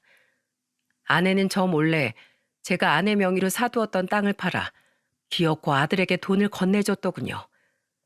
저는 아내에게 화를 냈지만 이미 버스는 지나간 뒤였죠. 그리고 또다시 1년이 조금 넘었을 때 결국 아들은 3번째 사업마저도 망하고 말았어요. 며느리는 진절머리를 내며 손녀를 데리고 아들을 떠났고 아들은 그렇게 돈도 자신의 가정도 전부 다 잃고 말았습니다. 집으로 돌아오라는 우리의 말을 거절하고 아들은 원래 살던 서울에 작은 방을 얻어 혼자 살아가기 시작했어요. 그때부터 아들은 크게 망가져가더군요. 아내가 아들에게 반찬을 싸가지고 갈 때도 우리가 아들에게 전화를 걸 때도 아들은 항상 술에 취해 있었습니다. 게다가 술에 취해 다른 사람들과 시비가 붙어 허구한 날 쌈박질을 해댔고 피해의식 또한 심해졌죠. 엄마, 아버지, 저 합의금 좀 물어주세요. 합의금? 너 또 사람 때렸냐? 너 정말 네 인생을 스스로 이렇게 망가뜨릴 거야? 제 인생은 이미 다 끝났어요. 그걸 어떻게 알았는지 옆 테이블 놈들이 절 보면서 실실 비웃는데 그럼 그걸 가만 놔둬요? 저 합의금 못 물면 교도소 가요. 하나밖에 없는 아들 이름에 빨간 줄 긋게 놔두시려고요? 죄를 지었으면 당연히 죄값을 치러야지. 너 언제까지 부모만 믿고 막무가내로 굴 거야? 네가 저지른 일은 이제 네가 책임져. 저는 아들을 정신 차리게 하기 위해 계속해서 아들을 쫓아냈습니다. 하지만 마음이 약한 아내는 끝내 저 몰래 몇 번이나 아들에게 합의금이니 생활비니 모든 돈을 해주더군요. 하지만 얼마 지나지 않아 더 이상 아내는 아들을 물심양면 돕지 못하게 됐습니다. 언제까지나 굳건할 줄 알았던 제 사업이 한순간에 망하고 말았거든요. 사업을 키우려는 욕심에 무리한 사업 확장을 도전했던 것이 오히려 맹독이 되어버렸던 거죠.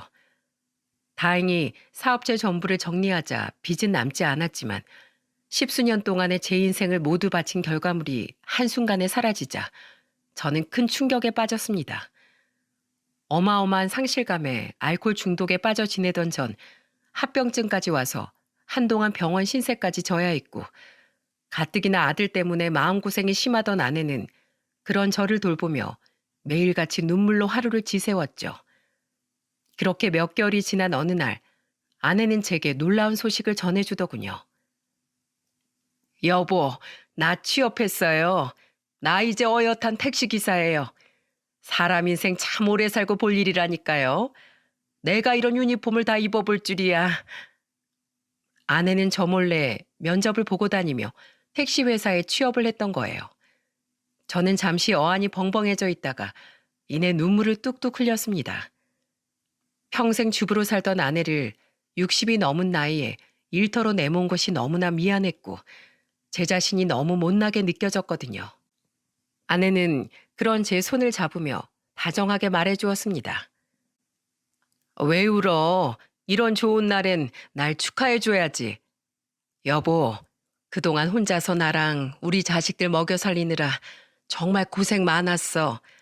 이젠 내가 당신 책임질게. 나 이래봬도 운전은 꽤 잘한다. 당신도 알지? 우린 부부잖아. 힘들 땐 당신도 나에게 좀 기대. 저는 그날 아내를 끌어안고 펑펑 울며 다짐했습니다. 얼른 건강을 회복해서 막노동을 하든 뭘 하든 다시 일어서겠다고요. 제가 걱정된 딸은 일주일에 한 번씩은 저희 집에 찾아왔지만 제 사업이 망한 뒤로 아들은 집에 코빼기도 내비치지 않더군요. 저 또한 그런 아들이 괘씸해 연락을 하지 않았습니다. 이후 아내는 일을 나가기 시작했고 전 집에서 운동도 하고 병원도 열심히 다니며 건강을 찾아갔어요. 하지만 전 아내를 말려 했던 겁니다. 아내는 일을 시작한 지 5달이 넘어가던 어느 날 큰 사고가 나고 말았어요. 거의 폭주 수준으로 날뛰던 오토바이를 피하려다 그만 인도의 가로수를 들이받았던 거죠. 다행히 다른 피해자는 없었지만 아내는 결국 차에 깔렸던 무릎 아래 2다리를 절단해야만 했습니다. 제 사업이 무너졌듯 아내는 한순간에 반신불구가 되어버린 거예요. 여보, 나 살기 싫어요. 이런 몸으로 앞으로 어떻게 살아가요? 그런 말 하지 마, 여보. 난 당신 없이 못 살아. 아내는 엄청난 우울증에 시달렸습니다. 살고 싶지 않다며 아내는 매일 울었고 더 이상 온전하지 않은 자신의 하반신을 멍하니 내려다보다가 잠들기를 반복했죠. 퇴원 후엔 자꾸만 식사마저 거부하는 아내에게 어떻게든 밥 한 숟갈이라도 더 떠먹이고자 전 애를 썼지만 아내의 우울은 도통 나아질 생각을 하지 않았습니다. 딸은 그런 자기 엄마를 보며 펑펑 울었지만 어쩌다 한번 집에 얼굴을 들이민 아들은 퉁명스러운 말투로 이렇게 말하더군요. 사업은 망하고 엄만 저지경 되고 아들은 개차반이니 집안 꼴 아주 우습게 됐네. 그건 그렇고 아버지, 집에 돈 좀 남은 거 없어요? 기가 찼습니다. 누구보다 자신을 아껴줬던 엄마의 처참한 모습을 보고도 아들은 위로 한마디 없이 그저 돈 이야기뿐이더군요.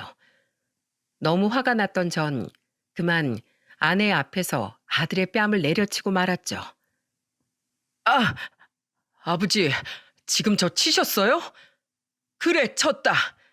넌 매번 말로 부모 가슴을 후벼 파놓고 기껏 그 뺨 한 대가 아프냐?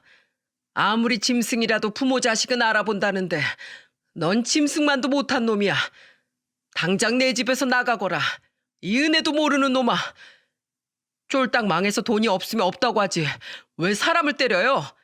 가요, 가. 에이, 더러워서 진짜. 아들은 씩씩대며 집을 나갔고 아내는 그런 아들의 뒷모습을 보며 눈물을 뚝뚝 흘렸습니다.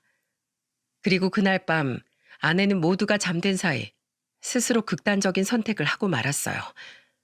머리맡에 있던 진통제를 잠든 저 몰래 다량으로 먹었던 거죠. 여보. 아내 옆엔 언제 적은 건지 아내가 남긴 유서가 적혀 있더군요. 저는 그걸 읽을 새도 없이 주머니에 쑤셔 넣었고 황급히 아내를 차에 태워 응급실로 향했습니다. 하지만 아내는 이미 한참 전에 숨이 멎은 뒤였어요. 저는 사망 선고를 받고 누워있는 아내의 시신을 감싸 안으며 마치 비명을 지르듯 오열을 하고 말았죠. 무슨 정신으로 장례 준비를 했는지 모르겠습니다. 상주복으로 갈아입으려는데 문득 주머니에 쑤셔 넣었던 아내의 편지가 생각나더군요. 저는 잔뜩 구겨진 아내의 편지를 꺼내 뒤늦게 읽기 시작했어요. 여보, 이렇게 무책임한 선택을 한 날 용서하지 말아요. 하지만 이런 몸으로 생을 연명해 봤자 난 당신에게도 자식들에게도 짐만 될 뿐이에요. 여보, 우리 지훈이 재화 잘 부탁해요.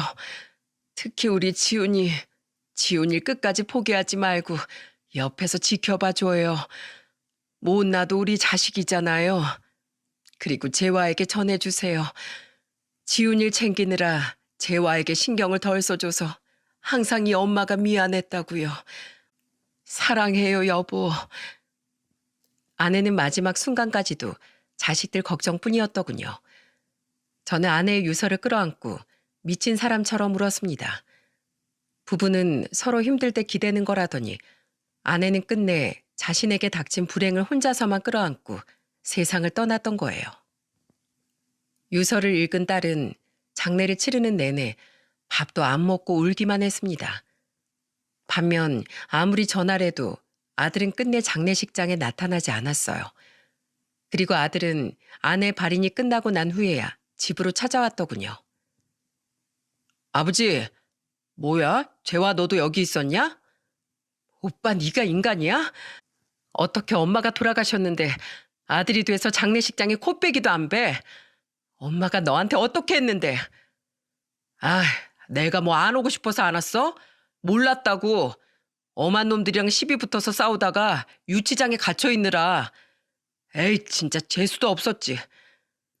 아들은 그놈의 쌈박질 때문에 아내의 장례식장에 못 왔었다며 툴툴대더군요.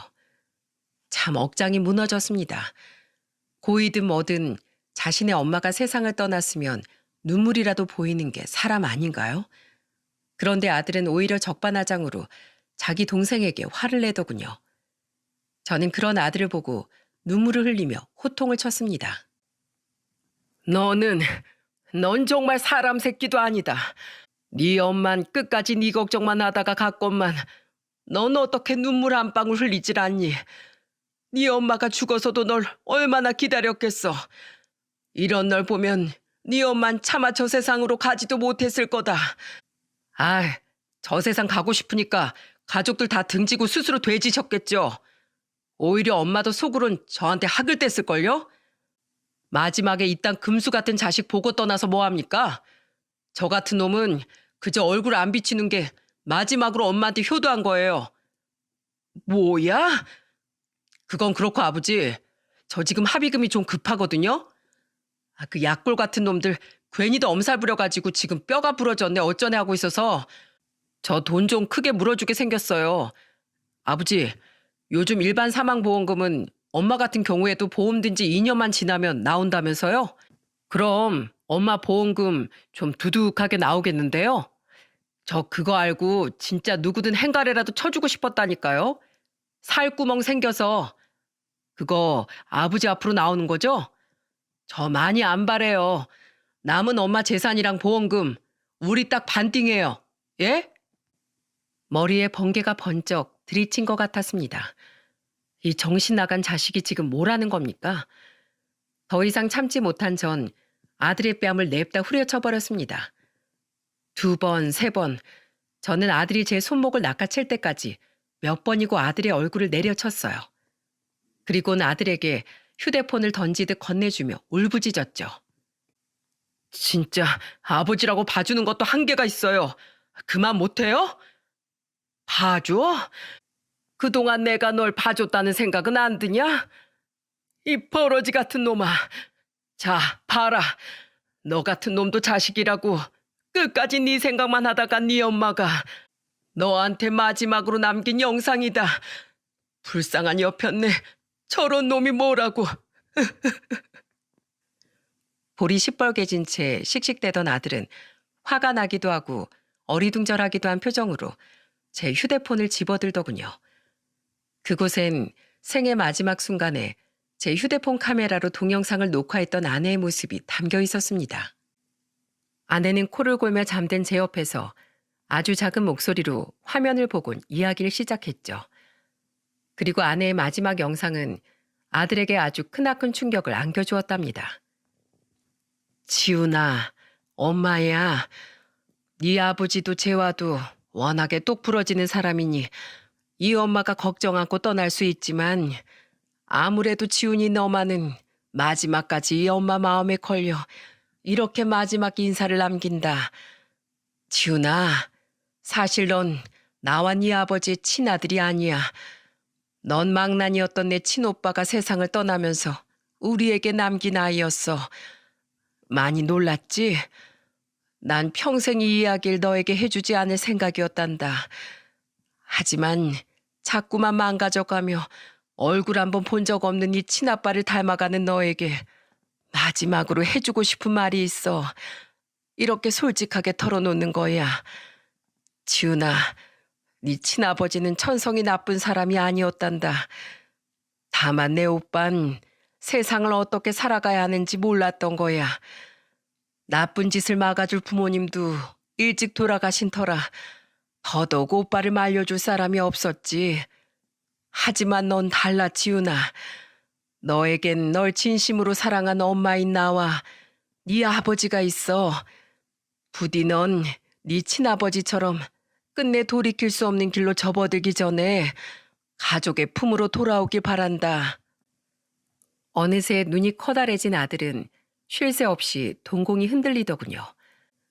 미리 영상을 봤던 전 그런 아들을 보며 눈을 질끈 감고 눈물을 흘렸고 옆에 서 있던 딸과 사이 또한 아들처럼 놀란 표정을 감추지 못했어요. 아내의 영상은 충격적인 고백 이후에도 계속됐습니다. 아직도 기억이 나는구나. 추운 겨울날 낡은 담요에 쌓여 울고 있던 네 모습이 말이야. 우리가 널 아들로 받아들인 날 우리의 결정을 축복하듯 하늘에선 첫눈이 내려줬어.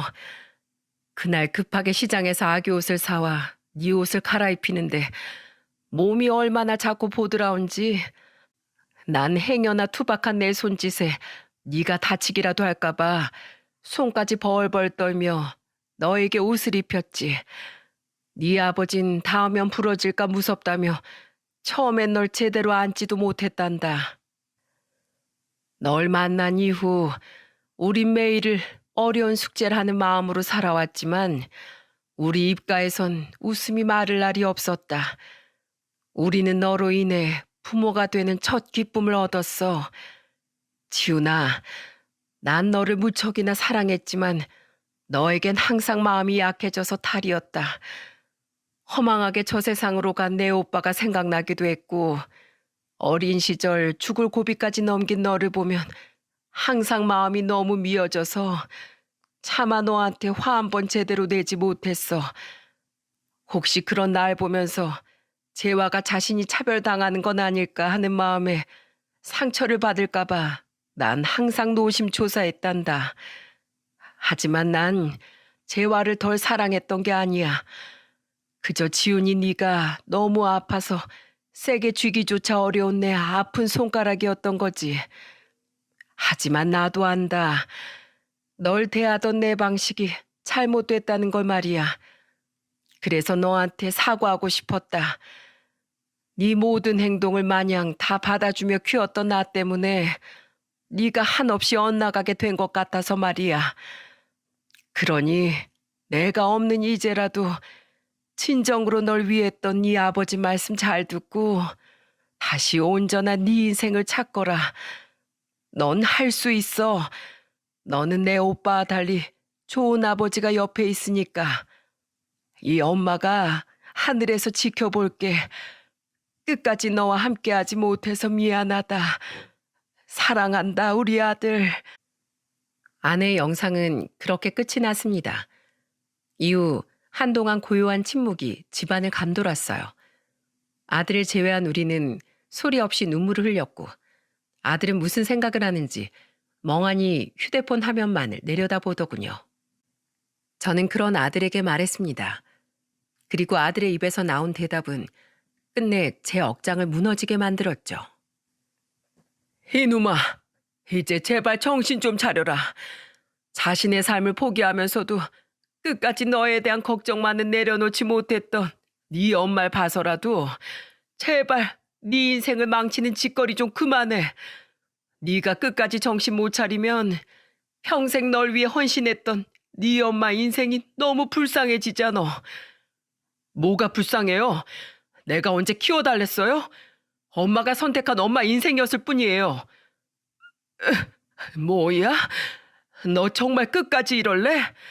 너 정말로 이 아버지랑 인연을 끊고 싶은 게냐? 아들은 흐느끼며 소리치는 제 말에 눈을 부릅뜨곤 대들더군요. 그깟 인연 끊으면 그만이죠. 어차피 우리 피도 안 섞인 사이라면서요. 끝까지 날 걱정해요? 그럴 거면 내가 친아들이 아니라는 이딴 소리를 마지막에 일부러 저한테 알려주면서 내 뒤통수를 치지 말았어야죠. 이제 와서 저한테 어쩌라고요? 몰랐다. 그동안 키워주셔서 감사하다면서 절이라도 할까요? 이런 거 보여주면 제가 울면서 순식간에 새 사람이라도 될 줄 알았어요? 진짜 부모 노릇하고 싶은 거면 제 몫으로 떨어질 엄마 유산이나 얼른 주세요. 내가 정말 친자식이라고 생각한다면요. 이 자식이... 분을 참지 못한 전 다시 아들에게 손찌검을 하고 말았습니다. 저는 탁자 위에 놓인 물건들을 손에 잡히는 대로 아들에게 던지며 소리쳤어요. 너한테 줄 유산 같은 건 하나도 없어. 이미 네 엄마 앞으로 된 재산은 죄다 네 앞으로 돌아갔는데 네 엄마한테 남은 돈이 어디 있었겠어? 보험금? 보험금 같은 소리 안 해. 내가 죄다 땅에 내버린 한이 있어도 절대 너한테는 안 줄 거다. 넌 더 이상 내 아들 아니야. 이 집에서 썩 꺼져. 장인어른, 진정하세요. 이러다 정말 큰일 나겠어요. 사위는 제가 재떨이고 뭐고 다 집어던지자 사고라도 날까 싶어 절 붙잡고 말리더군요. 아들은 날아오는 물건들을 피해 현관으로 도망을 갔고 제 딸은 그런 아들에게 마구 소리를 질러댔어요. 네가 어떻게 부모님한테 끝까지 이럴 수가 있어? 넌 앞으로 내 오빠도 아니야. 그렇게 살다가 아무한테나 맞아서 되져버려. 에이씨, 간다 가. 이 짜증나는 집구석. 나도 2번 다시는 안 와. 아들이 문을 쾅 닫고 떠난 후 전 바닥에 주저앉아 가슴을 치며 울었습니다. 딸은 제게 다가와서 저를 안고 흐느꼈고 사위는 함께 눈물을 터뜨린 손주를 감싸 안고 달래주었죠. 이후 아들은 정말 우리와의 왕래를 끊었습니다. 아들도 저도 더 이상 서로에게 연락을 하지 않았죠. 아내 유언이 마음에 걸렸지만 저는 괘씸한 마음을 도무지 풀 수가 없었어요. 그렇게 아내를 잃은 슬픔을 마음에 묻고 제가 걱정되어 더 자주 저를 찾아오던 딸의 방문에 위로받으며 전 아들 생각을 머리에서 지우려고 애썼습니다. 그렇게 1년이 지나 아내의 첫 기일이 되었어요. 딸 내외와 제사를 지낸 다음 날 저는 홀로 아내가 잠들어 있는 납골당으로 향했죠. 딸 내외는 직장 문제 때문에 그 주 주말 따로 납골당을 찾아가겠다고 했었거든요. 그리고 저는 그곳에서 굉장히 의외의 물건을 발견할 수 있었습니다. 팔찌? 아내 유골함 옆에 놓여 있던 건 바로 작은 금팔찌였어요. 딱 봐도 어린 아기들이 할 법한 작은 사이즈였죠. 이게 뭔가 싶어 전 팔찌를 들고 이리저리 살펴봤는데 팔찌 안쪽엔 이런 문구가 새겨져 있더군요. 사랑하는 지훈이 첫돌 축하 기념. 망치로 머리를 한 대 맞은 듯 했습니다. 이제야 그 팔찌가 뭔지 생각났거든요. 그 팔찌는 바로 아들의 첫돌 기념으로 아내와 제가 가진 돈을 털어 제작했던 아들의 금팔찌였어요. 아내가 보관한 뒤로 저는 팔찌의 존재를 까맣게 잊고 있었는데 대체 왜 이게 여기 와 있나 싶던 전 직감했습니다. 언제인지 몰라도 아들이 다녀갔구나 하고요. 혹시 몰라 납골당과 아내의 장례를 치렀던 장례식장에 문의해보니 장례식장 관계자가 제게 이렇게 말해주더군요. 아, 몇 달 전에 아드님이 주소를 까먹었다면서 어머님을 모신 납골당 위치를 물어보러 찾아오셨어요. 가족분인지라 알려드리긴 했는데 가족이 납골당 위치를 까먹었다는 게 황당해서 제가 아직도 기억하고 있어요. 저는 바닥에 털썩 주저앉았습니다. 그동안 애써 잊고 살던 아들에 대한 기억이 봇물 터지듯 제 머릿속을 메웠어요. 그렇게 큰 소리를 치고 나가더니 아들은 자기 엄마를 차마 잊지 못했던 모양이더군요. 그때 저는 생각했습니다. 아무래도 아들을 다시 만나야겠다고 말이죠. 다시 치고받고 싸우든 다시 아들을 품으려 노력하든 이대로 아들과 영영 헤어질 순 없다는 마음으로 전 1년 만에 아들에게 전화를 걸었습니다. 신호가 가는 내내 아들에 대한 그리움에 목이 메었습니다. 하지만 제가 몇 통이나 전화를 걸어도 아들은 전화를 받지 않더군요. 다음 날 저는 아들이 살던 집으로 찾아갔습니다. 하지만 그곳엔 이미 다른 사람이 살고 있더군요. 아들은 1년 새 자취를 감췄습니다. 저는 포기하지 않고 돈을 써서 수소문을 했어요.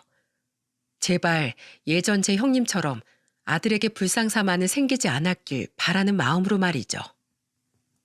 그리고 드디어 아들이 있는 곳을 알아낸 전 그만 심장이 쿵 내려앉고 말았습니다. 저 면회하러 왔는데요. 아들이 있던 곳은 지방에 위치한 교도소였어요. 1년 전엔 어떻게 합의를 한 모양이지만 그 뒤 아들은 결국 또 다른 폭행건으로 2년 1개월의 실형을 받은 상태더군요. 처음엔 너무 놀라기도 하고 절망스럽기도 했지만 전 이내 마음을 굳게 먹고 아들을 찾아 면회를 갔습니다. 하지만 아들은 제 면회를 거절하더군요. 그래도 저는 끈질기게 아들을 찾아갔어요. 소식을 들은 딸은 인연 끄는 범죄자를 왜 불어 찾아가냐고 절 타박했지만 전 딸에게 이렇게 말했습니다. 잘된 자식은 보지 않고 살 수 있어도 잘못된 자식은 부모로서 차마 외면할 수 없는 법이다. 나도 그놈이 밉다. 그런데 어쩌겠니? 나도 그놈의 부모인걸. 몰래 자기 엄마 납골당에 들렀다 간 그놈을 난 포기할 수가 없구나. 분명 그놈도 가족을 그리워하고 있을 거라고 난 믿기로 했다. 그리고 저는 드디어 7번의 면회 시도 끝에 아들의 얼굴을 마주할 수 있었어요. 아들의 얼굴은 1년 새 굉장히 많이 상해 있더군요. 두 볼과 눈 밑은 푹 꺼졌고 두 눈동자는 빛을 잃은 채 한없이 탁했죠. 아들은 절 보지도 않고 무심한 투로 물었습니다. 싫다는데 왜 자꾸 오세요? 우리 이제 안 보기로 한 거 아니었어요? 부모 자식 관계가 어디 무자르듯 그렇게 싹둑 잘리겠니? 널 너무 늦게 찾아와서 미안하다. 나도 너한테 너무 화가 많이 났었단다. 그러니까 그 화를 왜 푸시냐고요? 아버지 바보예요? 제가 아버지랑 돌아가신 엄마한테 어떻게 했는데 그걸 까맣게 잊고 다시 절 자식이라고 부르세요? 전 더 이상 아버지를 아버지라고 생각 안 해요. 피차 피도 안 섞인 사이인데 서로 기운 빼지 말고 각자 갈 길 가자고요. 제 꼴 보이시죠? 저 이런 놈이에요. 여기서 나가서도 또 이렇게 살 거고요. 전 이제 가망이 없는 버러지예요. 그러니까 아버지, 더는 저 찾아오지 마세요. 아들은 가시돋친 말만 계속해서 내뱉었습니다. 저는 그런 아들에게 조용히 챙겨간 물건 하나를 꺼내 보여주었죠. 이게 뭔지 아니? 오지 말라니까 왜 뚱딴지 같은 소리세요? 그게 뭔데요? 처음 네가 우리 집에 왔던 날 네가 감싸여 있던 낡은 담요란다. 네 엄마의 유품을 정리하다가 장롱 깊숙한 곳에서 찾았지. 예상치 못한 제 말에 순간 아들은 입을 꾹 다물더군요. 저는 낡은 담요를 쓰다듬으며 말했습니다. 처음에 여기 오기까지 나도 고민 많이 했다. 널 찾으려 애쓰긴 했지만 막상 널 마주하려니 나도 많은 용기가 필요했지. 그런데 자꾸만 장롱에서 아기 울음소리가 들리는 것 같더구나. 장롱을 열어봐도 구석엔 이 담요밖에 없었는데 말이야. 처음엔 내가 미쳤나 싶었지만 자꾸만 이런 생각이 들더라. 갓난아기였던 그때의 너처럼 다 커버린 네가 지금 마음속으로 아버지 제발 저 좀 안아주세요. 저 좀 구해주세요. 이렇게 울고 있는 건 아닐까 하는 생각 말이야. 물론 나 혼자만의 착각이라고 해도 상관없다. 난 그때 깨달았거든. 난 여전히 네가 그립고 네가 잘못된 길에서 빠져나오길 바란다는 사실을. 그리고 비로소 받아들였다. 난 네가 잠시 미웠어도 여전히 지훈이 네 아버지구나. 앞으로도 난 평생 아버지로 살 수밖에 없구나 하고 말이다. 그러니 네가 아무리 오지 말라고 해도 난 계속 여기 올 거다. 나는 네 아버지니까. 제 말에 아들은 고개를 숙인 채 눈물을 뚝뚝 떨구더군요. 저는 가로막힌 유리 때문에 닦아줄 수 없는 아들의 얼굴 대신 눈앞의 유리창만 어루만졌습니다. 아들은 한참 동안 아무 말이 없었고 그렇게 우리의 면회는 끝이 났어요. 이후에도 저는 계속해서 아들을 찾아갔고 아들은 제게 오지 말라는 말을 포함한 그 어떤 말도 하지 않았지만 면회를 거부하지도 않더군요. 안부를 묻는 제 말에 아들은 고갯짓으로 대답할 뿐이었지만 저는 희망을 가지고 아들에게 늘 이런저런 말들을 늘어놓았죠. 그리고 아들의 나이가 40이 되던 해 드디어 아들은 출소를 하게 되었습니다. 아들이 저희 집에 왔던 날처럼 아주 추운 겨울의 말이죠. 저는 손을 호호 불며 교도소 앞에서 아들을 기다렸고 제가 걱정이 되어 절 따라왔던 딸은 그런 제 옆에서 팔짱을 끼고 못마땅한 표정을 짓고 있었죠. 뭐 기특한 일이라고 여기까지 마중을 다 나와요? 너도 네 오빠가 걱정돼서 따라온 거 아니냐? 전 아빠 걱정이 돼서 같이 온 거죠. 예전에 그놈 하는지 못 보셨어요? 그놈은 여차하면 아버지한테 손까지 올릴 수 있는 아주 파렴치한 놈이라고요. 아니다. 네 오빤 그렇게 마음이 모진 놈이 못 돼. 아, 저기 나오는구나. 지훈아. 죄수복이 아닌 사복을 입고 나온 아들은 손을 흔들며 자신에게 달려오는 저를 보고 머쓱한 표정을 짓더군요. 저는 그런 아들에게 품에 꼭 품고 있었던 비닐봉지를 내밀었습니다. 아들은 엉거주춤하게 봉지를 받아들며 괜히 툴툴댔죠. 설마 두부예요? 촌스럽게 요새 누가 출소하면서 두부를 먹어요. 뭐야, 생두부도 아니고 부친 두부예요? 그래, 너 예전부터 명절에 두부 부침을 제일 좋아했잖니. 날도 추운데 기왕 먹을 거면 맛있고 뜨신 걸 먹어야지. 내가 이거 식을까봐 품에 아주 고이 품으면서 왔다. 얼른 먹어. 날 추워서 빨리 식어. 저는 두부 한 조각을 아들의 입에 넣어주었습니다. 두부를 씹던 아들은 결국 눈물을 뚝뚝 흘리더군요. 저는 그런 아들의 어깨를 다독이며 말해주었어요. 흰 두부처럼 새하얘지지 않아도 괜찮어. 이 부침 두부처럼 조금 불에 그슬리고 노르스름 하더라도 세상에 걸맞는 네 쓰임새를 찾아가면 된다. 이 아버지가 도와주마. 우선 네가 제일 먼저 해야 될 일은 널 필요로 하는 자리를 찾아가는 게야. 그런 데가 어디 있어요? 저 같은 놈을 누가 필요로 한다고요? 나다 이놈아. 이젠 제발 이 애비의 자식으로 돌아오너라. 세상에서 널 제일 필요로 하는 사람은 바로 네 부모인 나다. 저 엄마랑 아버지 가슴에 대못을 박은 불효자예요. 친자식도 아닌 저 키워주신 두부 은혜를 저버린 호로 자식이라고요. 이런 제가 어떻게 아버지 자식이라고 돌아가겠어요? 네가 돌아오지 않는 게 내 가슴에 대못을 한 번 더 박는 일이다. 그리고 내 피가 좀 안 섞였으면 어떠니? 누가 뭐래도 넌 내 첫 자식이야. 나랑 네 엄만 단 한 번도 널 친자식이 아니라고 생각해 본 적 없다. 그러니 이 아버지랑 집으로 돌아가자. 아버지가 네 방 깨끗하게 다 청소해 놨어. 어? 결국 아들은 바닥에 주저앉아 목 놓아 울기 시작하더군요.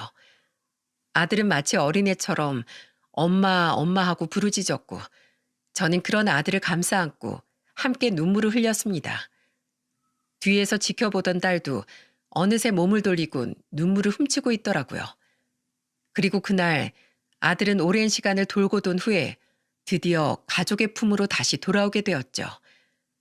시간은 빠르게 흘러 아들이 교도소에서 나온 지도 벌써 2년이라는 시간이 흘렀습니다.